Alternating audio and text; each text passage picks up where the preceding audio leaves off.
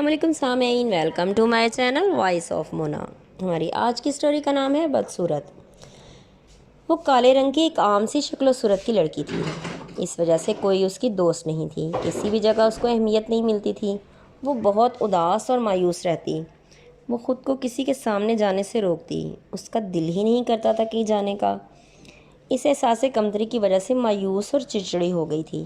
اس کے بھائی کی شادی تھی، تیاری ہو رہی تھی۔ پھر شادی ہوئی تو وہ پیچھے پیچھے رہی۔ بھابھی گھر میں آئی تو اس نے اپنی نند ملیحہ کی خاموشی اور اس کی حالت کا اندازہ لگا ہی لیا۔ وہ اسے بہت پیار کرتی، آہستہ آہستہ اسے سمجھانا شروع کر دیا۔ پھر وہ اسے پارلر ساتھ لے جاتی، اس کی کیئر کرتی۔ وہ آہستہ آہستہ نکھرنے لگی۔ پھر وقت کے ساتھ ساتھ وہ کچھ جاذب نظر لگنے لگی۔ اب لوگ ملیحہ کا رشتہ بھی پوچھنے لگے تھے۔ پھر ایک رشتہ آیا جو سب کو پسند آیا۔ ملیحہ کی شادی ہو گئی۔ اس کی بھاوا جب بھی اس کا بہت خیال رکھتی۔ وہ اپنے گھر خوش تھی۔ پھر میکے جانا بھی کم ہو گیا۔ ملیحہ گھر کے کاموں میں ایسی مصروف ہوئی، خود کو پھر بھول ہی گئی۔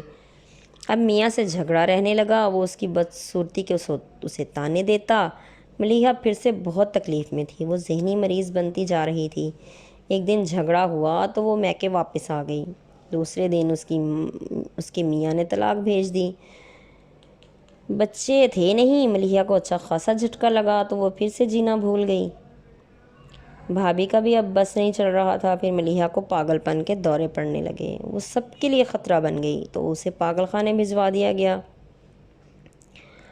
لوگ بھی انسان کو اتنا ستاتے ہیں کہ وہ اپنی زندگی اور اپنے ہوش و حواس سے ہاتھ ہی دھو بیٹھتا ہے۔ ملیحہ اب بالکل پاگل ہو چکی تھی اور پاگل خانے میں ہے۔